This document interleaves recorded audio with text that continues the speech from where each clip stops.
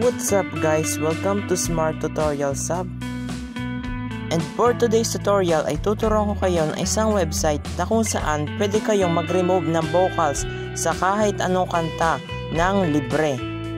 Oops, pero bago ko i-reveal yung website na ito, huwag kalimutang mag-like, share, and subscribe. First, pumunta sa inyong browser. Sa inyong browser, i-search ang X-Pro AI. Then i-click nyo lang yung website.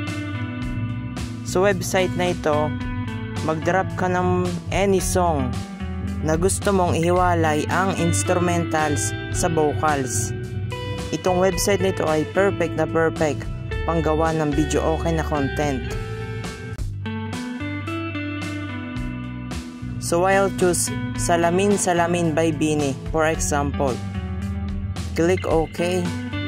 Then antayin nyo lang mag-upload until maging 100% ito. After mag-upload ay magantay lamang na ilang segundo dahil pinaprocess pa ito. At ayun, na-remove na nga ang vocal sa instrumentals ng kantang ito.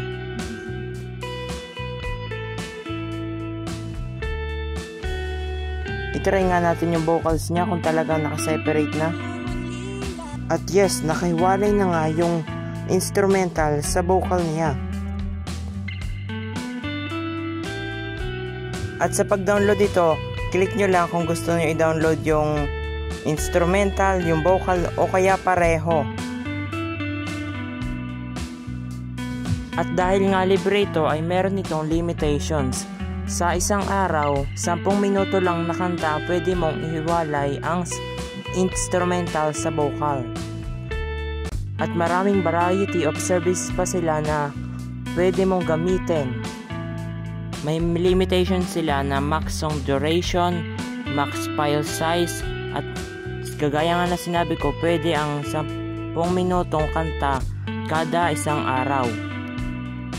Diba ang ganda ng website na ito? Kaya try nyo na. For more tutorial like this, please like, share, and subscribe.